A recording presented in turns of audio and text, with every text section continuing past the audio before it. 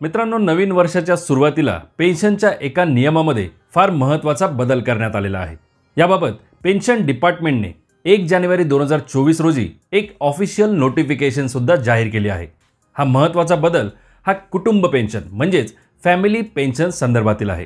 त्यामुळे जर तुम्ही सरकारी कर्मचारी असाल, सरकारी पेन्शन धारक असाल तर तुम्ही हा व्हिडिओ शेवटपर्यंत अवश्य बघा। पण त्यापूर्वी जर आपल्या चॅनलवर नवीन असाल तर अवश्य सबस्क्राइब करा, बेल आयकन प्रेस करून ऑल नोटिफिकेशन सिलेक्ट करा, ज्यामुळे या प्रकारचे माहितीपूर्ण अपडेट्स व्हिडिओज तुमच्यापर्यंत सर्वात आधी पोहोचतील। नमस्कार मित्रांनो, तर आता नवीन नियम काय आहे किंवा कोणत्या नियमामध्ये काय बदल झाला आहे? सध्या सरकारी कर्मचारी ते मेल किंवा फिमेल असू दे, त्यांच्या मृत्यूनंतर जी काही कुटुंब पेन्शन असेल त्यासाठी त्याच्या वैवाहिक जोडीदाराला म्हणजे पती किंवा पत्नीला पात्र ठरवले जाते आणि फॅमिली पेन्शन त्याच्या नावावर केली जाते।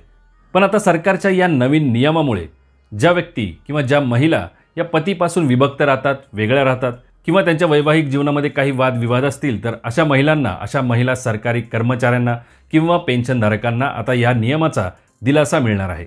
तसेच या महिलांना आता त्यांच्या मुलांचे भविष्य सुरक्षित करता येणार आहे। 1 जानेवारी 2024च्या नोटिफिकेशननुसार amendment to CCS pension rules 2021 allowing female government servants or female pensioner to nominate her child or children for family pension in precedence to her husband in the event of marital discord leading to filing of divorce proceedings in a court of law or filing of a case under protection of women from domestic violence act or dowry prohibition act or Indian penal code। मित्रांनो, CCS pension rule म्हणजे central civil services pension rule 2021च्या नियम 50 मधील उपनियम 8 आणि 9 नुसार जर एखाद्या सरकारी कर्मचाऱ्याचा मृत्यू होत असेल तर त्याच्या पश्चात त्याचा वैवाहिक जोडीदार म्हणजे पती किंवा पत्नीच कुटुंब पेन्शन मिळण्यासाठी पात्र ठरतो।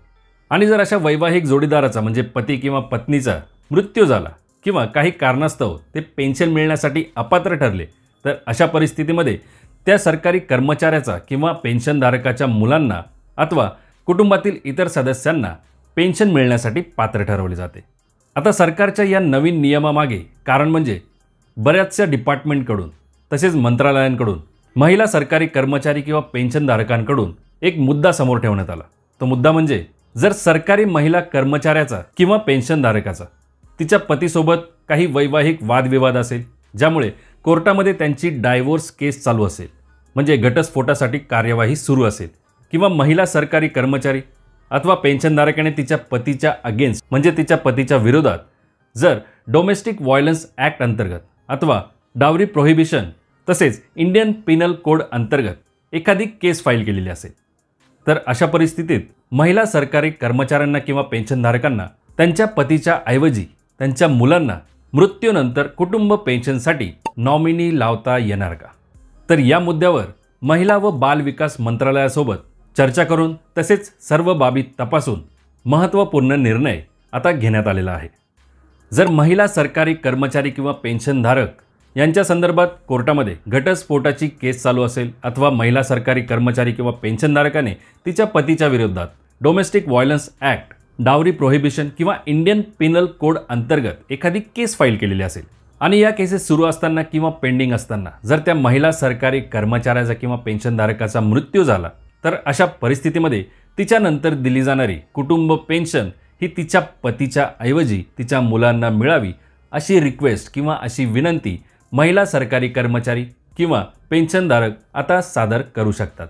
थोडक्यात फॅमिली पेन्शन देताना पतीच्या ऐवजी प्राधान्य मुलांना दिले जावे अशी विनंती ती महिला सरकारी कर्मचारी करू शकते आणि अशी ही रिक्वेस्ट किंवा विनंती काही अटींच्या अधीन राहून मान्य सुद्धा केली जाऊ शकते। आता त्या अटी कोणत्या? तर या सर्व केसेसमध्ये महिलेने जर रिक्वेस्ट केली असेल की तिच्या मृत्यूपश्चात ही कुटुंब पेन्शन ही तिच्या पतीच्या ऐवजी तिच्या मुलांना दिली जावी अशी जर तिने विनंती केलेली असेल तर ती विनंती तिने आधीच संबंधित कार्यालय प्रमुखाकडे लेखी स्वरूपात दिली जाणे आवश्यक आहे। रिक्वेस्ट प्राप्त झाल्यानंतर जर त्या महिलेचा या सर्व प्रकरणांमध्ये पेंडिंग केसेस चालू असताना मृत्यू झाला तर फॅमिली पेन्शन अशा प्रकारे वितरित केली जाऊ शकते। ज्या दिवशी त्या महिला सरकारी कर्मचारी किंवा पेन्शनधारकाचा मृत्यू झाला त्या तारखेला जर तिचे एकही मूल किंवा मुले हे कुटुंब पेन्शन मिळण्यासाठी पात्र नसतील तर अशा वेळी जी काही कुटुंब पेन्शन किंवा फॅमिली पेन्शन असेल ती तिच्या पतीला देय असेल। जर महिला सरकारी कर्मचारी किंवा पेन्शनधारकाचा पती जिवंत असेल, तसेच त्यांना जी काही मुले किंवा अपत्य असतील ती मनोरुग्ण, मतिमंद, अल्पवयीन किंवा मानसिक विकाराने ग्रस्त असतील, तर अशा परिस्थितीतही मृत महिलेची फॅमिली पेन्शन ही तिच्या पतीलाच देय असेल। पण इथे एक क्लॉज टाकण्यात आलेला आहे। अशा वेळी त्या पतीने त्या मतिमंद, अल्पवयीन किंवा मानसिक विकाराने ग्रस्त असलेल्या मुलांची काळजी घेणे, त्यांची जबाबदारी उचलणे गरजेचे असेल। जर पतीने अशा मुलांची जबाबदारी नाकारली तर फॅमिली पेन्शन ही त्या व्यक्तीला दिली जाईल जी व्यक्ती त्यांची ॲक्च्युअल गार्डियन म्हणजे वास्तविक पालक आहेत आणि जे अशा मुलांची जबाबदारी उचलायला तयार आहेत। मित्रांनो, अशा प्रकरणांमध्ये अल्पवयीन मुले म्हणजे मायनर चाइल्ड हे जेव्हा प्रौढ होतात किंवा एज ऑफ मेजॉरिटी गाठतात, तर अशा वेळी ही मुलेसुद्धा फॅमिली पेन्शन मिळण्यासाठी पात्र ठरतात। तसेच महिला सरकारी कर्मचारी किंवा पेन्शनधारक यांना पतीसोबत मुलं असतील आणि ती मुलं प्रौढ असतील म्हणजे एज ऑफ मेजॉरिटी त्यांनी गाठली असेल, तर अशा वेळी ती मुलं फॅमिली पेन्शन मिळण्यासाठी पात्र ठरतात आणि ती पेन्शन त्या मुलांना देय असते। आता या दोन्हीही ठिकाणी ज्या पात्र मुलांचा उल्लेख केलेला आहे त्यांना नियम 50 अंतर्गत कुटुंब पेन्शनसाठी पात्र होण्यापासून थांबवले गेले, किंवा अशी मुले कुटुंब पेन्शन मिळण्यासाठी पात्र नसतील तर कुटुंब पेन्शन ही इतर मुलांना दिली जाते, पण ती मुलेही कुटुंब पेन्शन मिळण्यासाठी पात्र असायला हवी। आणि या नोटिफिकेशनमध्ये किंवा CCS पेन्शन रूल 2021च्या नियम 50 नुसार यापैकी कुठलीही मुले कुटुंब पेन्शन मिळण्यासाठी जर पात्र ठरली नाही तर सरकारी महिला कर्मचारी किंवा पेन्शनधारकाच्या पतीला तो जिवंत असेपर्यंत किंवा त्याचा पुनर्विवाह होईपर्यंत पेन्शन देय असेल। लक्षात ठेवा, मृत्यू अथवा पुनर्विवाह यापैकी जी गोष्ट आधी घडेल तोपर्यंत पेन्शन देय असेल।